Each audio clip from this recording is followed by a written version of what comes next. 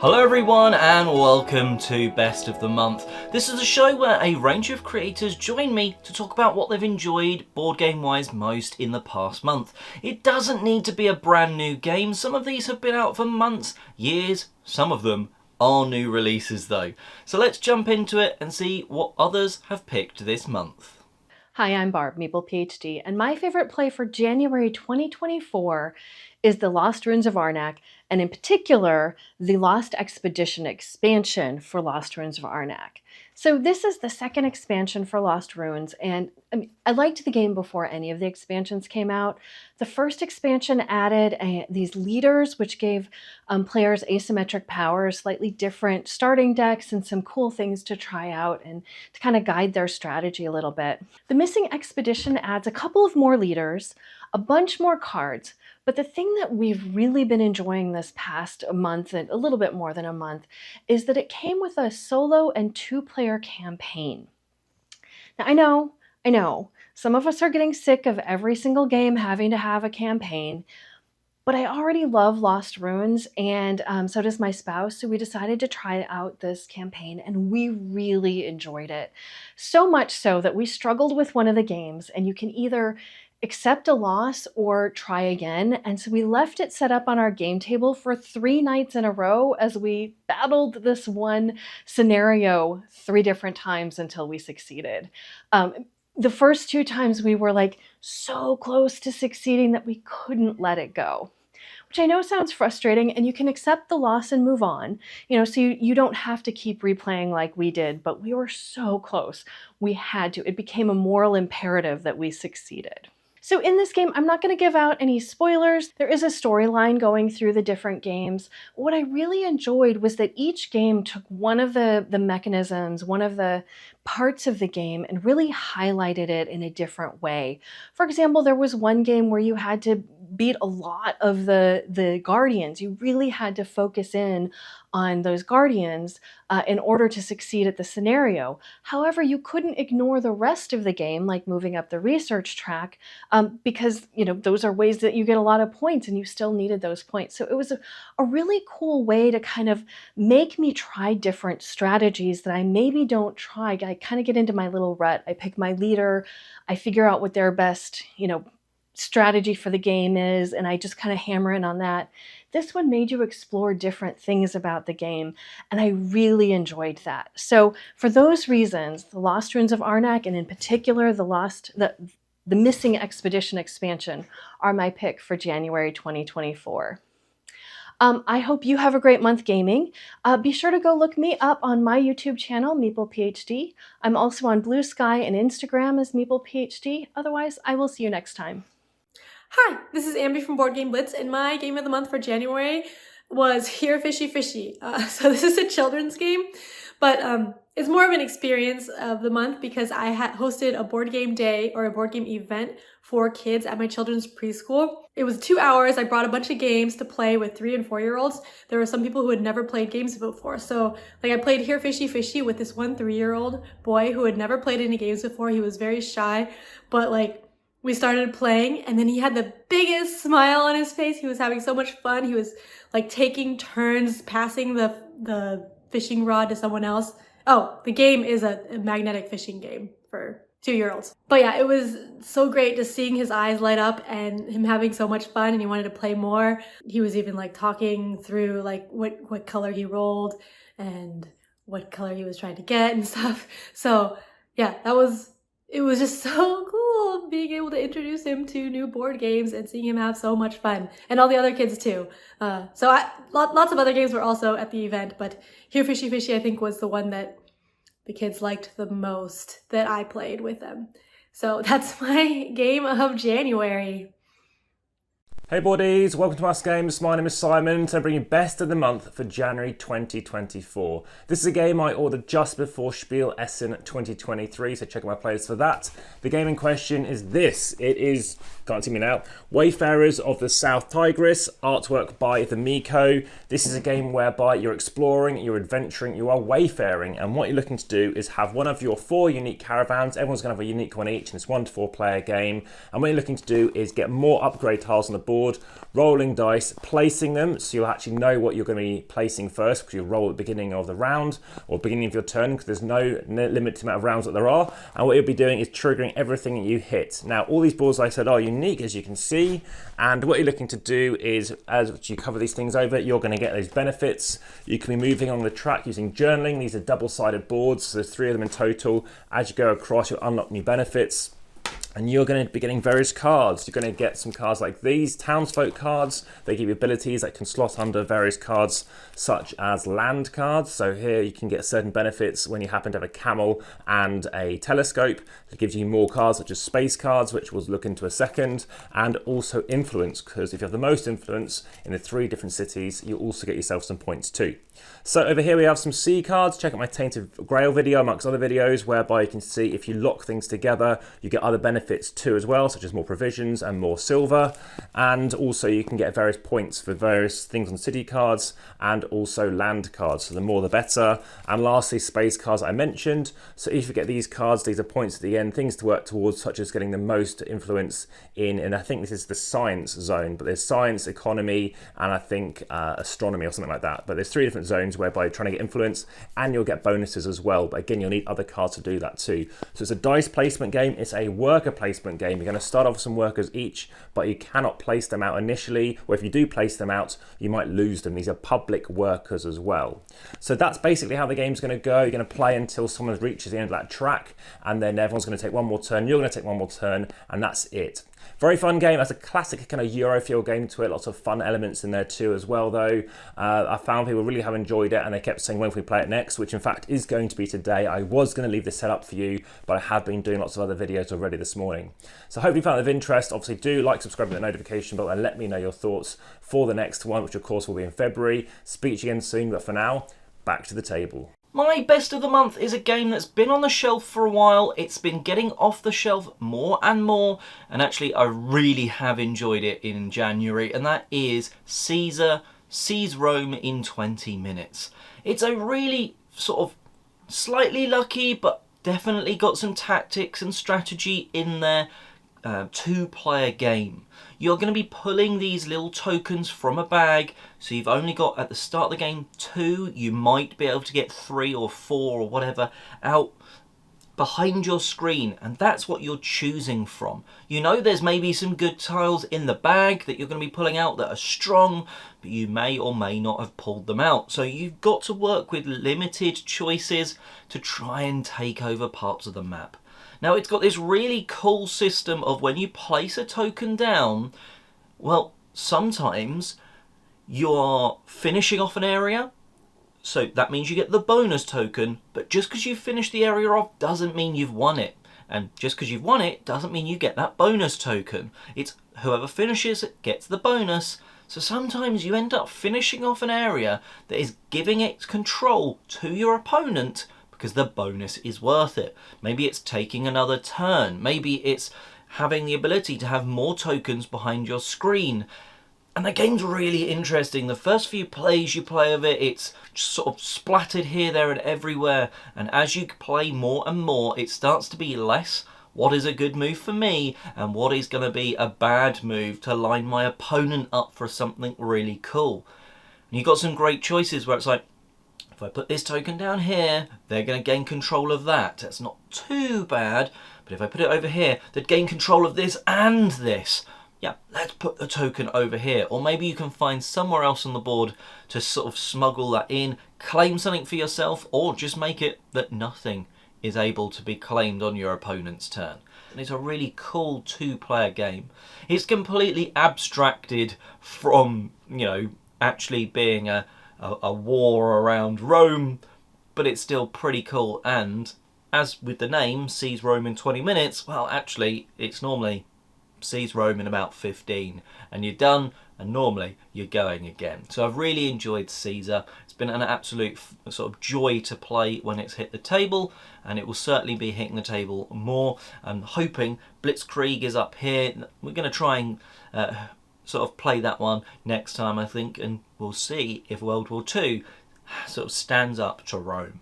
Of course, if you want to know more about it, I have done a full review, so please go and check that out. And while I'm here in the middle of the video, go and check out our other creator show, Tabletop Tea Time, where some of the same creators and others join me on a monthly basis to discuss a topic. Last time we did Deluxeification, and there's some good ones coming up in the next couple of months. So go and check those out, and now on to the next creator.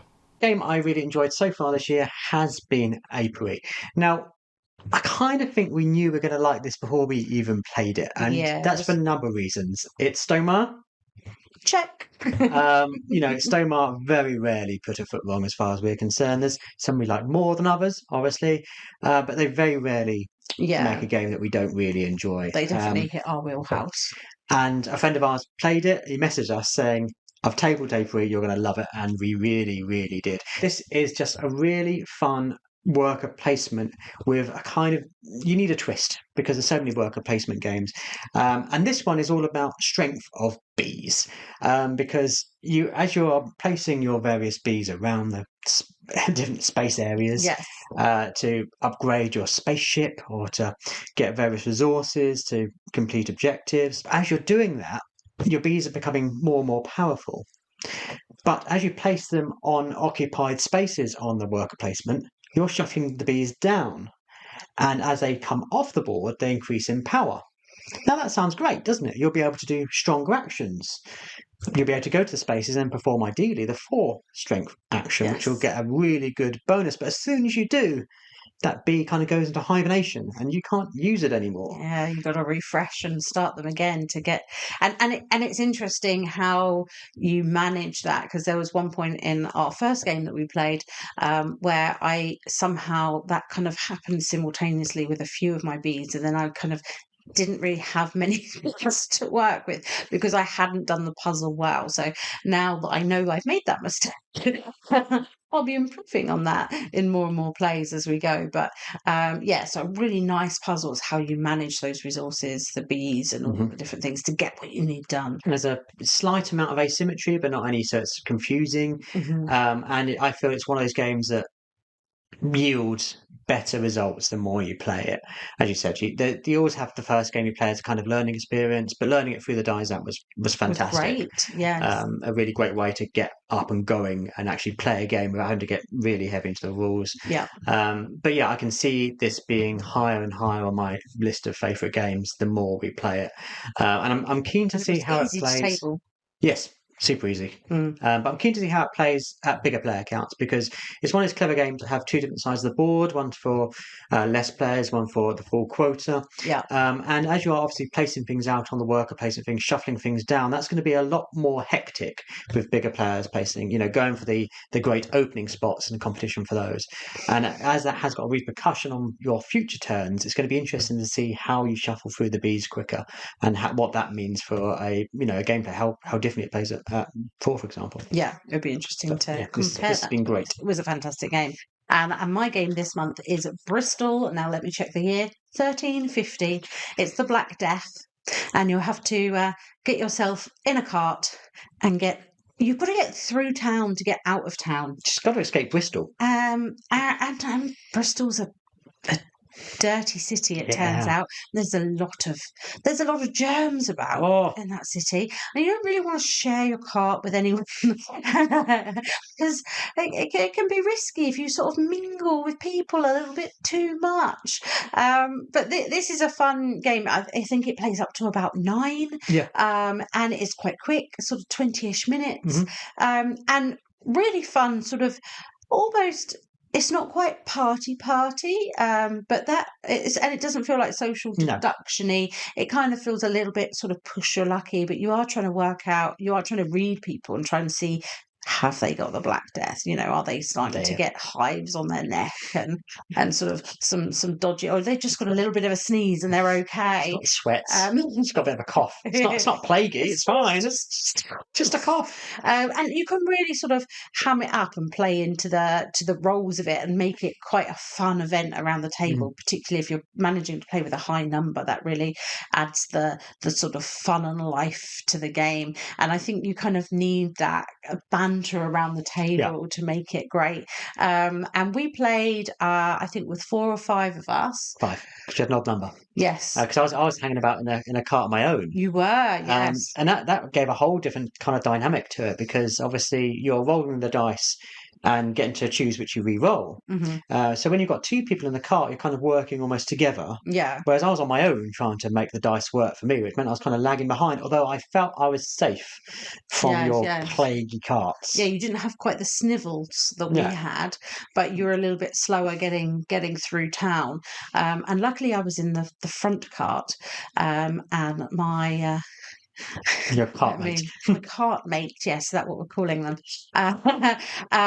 We managed to sort of leap ahead at the beginning, and I think we kind of thought, right, okay, well, if we stay plague free, we can sort of barrel on through here. We might not need to elbow either of us out, because by that point, if we've got it, we've got it. But I do love that. Have you not got? You've not got the plague, right? No, I've not got the plague. You haven't got the plague, have you? No. So let's just go for it. It's fine. We've got the plague. And of course, we're ahead, so everyone else around the table is trying to re-roll in the hope that they'll force us to mingle more. And almost every round, we were ending up mingling at some point, and every time those cards go in, they get dealt back out, and you're kind of thinking, oh gosh, please don't add up to yes, isn't it the bad number? Please don't add up. And you kind of look at your cart mate and they're like, oh, are you feeling like you've got a little lesion on your throat? Like, are you okay? Just a bit of snivels? And it's like, oh no, I've got the same cards that I had last time. And you're thinking, what does that mean? What does that mean? But we did manage to race through Bristol and get to the end before anyone else. So I very much enjoyed beating the Black Bristol. Death and escaping Bristol. Yeah, I was. And I just thought the fun around the table, that kind of tension as you're checking your cards each time. And you also have, not just re-rolling the dice, you also have cards that kind of can assist you with these ailments and sort of allow you to do other things. And they were quite key and very interesting, to choose to take those instead of being able to roll the dice again at some point in the game was actually really key to me getting out alive. Yeah, I never got out of Bristol, and I had the plague, so it wasn't good for me. No, bad, bad Bristol. I'm very healthy, and I would very much recommend this read. And it's great. It's a one I see us taking a lot to Board Game Group when you've got that last sort of 20 minutes, because it's a push of luck. So you're not completely in control of what's going on, but that doesn't really matter. It's just so quick to play and so fun and silly. Yeah, that it's a lot of fun. A lot of fun. Hi, I'm Josh from the YouTube channel Joshyaks, where I talk about board games, books, and other things that interest me. My pick for my favorite game played in January was going to be No Limit Texas Hold'em, because it's a game that I rate 9.5 out of 10. It's one of my very favorite games. However, I only ended up playing it on Board Game Arena, and there's a couple of issues there. First of all, poker is just not fun when there's no real stakes at stake, when there's no money on the table, when it's just being played for imaginary points. And then the second issue I had was the Board Game Arena implementation has some real user interface issues. For example, the whole poker table doesn't fit on the screen, so I was constantly having to scroll back and forth as players were betting, so it wasn't the greatest experience. Because of all that, I have chosen to make Colt Express my #1 game of January. This is a game that's built all around programming, where players will pre-plan their moves and their actions for the round, and then they play it all out and watch the mayhem ensue. I apparently quite enjoy programming in games because of the roughly 100 games on my shelves, 5 of them are based around programming. Just listing them quickly in order of my lowest rated of those games to my highest rated. All these games are great enough to stay on my shelf, so none of them are very low rated, but we have Mechs vs. Minions, a cooperative programming game. We have Wings of Glory, a game that I really wish I had a group of 4 to 6 players to play a lot of aircraft flying around together. I have Lords of Zidit, which is kind of a 2.0 version of an older game that I used to have called Himalaya that was also quite good, but I enjoyed some of the things they did with Lords of Zidit. And then I also have Kings of Air and Steam, a game that's built around programming and pick up and deliver that I enjoy a lot and really, really wish they had successfully crowdfunded the expansion for, but unfortunately that was never successful. However, Colt Express here is my top of the list for these programming games. I own 2 of the expansions, Horses and Stagecoach and Marshal and Prisoners. And while I wouldn't throw them in with a base game right away if there were new players playing, because it does get to be a lot to keep track of, they are great expansions for somebody who plays the game relatively regularly, is fairly experienced with it, and wants to add some new and interesting things. I don't think I'd want to go out and get any more expansions though, because the game feels pretty overloaded with both of those expansions included. But overall, it's a very fun game with an amazing 3D terrain and components. And I was so happy to be able to play it for the first time with my 2 boys, who are ages 12 and 13. Unfortunately, my boys didn't quite enjoy it as much as I do. My older boy rated it 8 out of 10, and my 12-year-old rated it 7.5 out of 10. So they thought it was good, but not top tier necessarily. I was really hoping they'd fall in love with it so that we could keep coming back to it, but I was just really happy to get it to the table again. I'll catch you next time, folks. Cheers. And well, that about wraps us up. Let me know what your favourite pick was. What would your pick have been? Let us know in the comments section below. And of course, thank you to all the amazing creators that joined me today. The links to their channels will be in the description box down below. So go check that out. Share the love of board games with all of them. Give them a subscribe. Subscribe here as well. And until next month, have a great month gaming.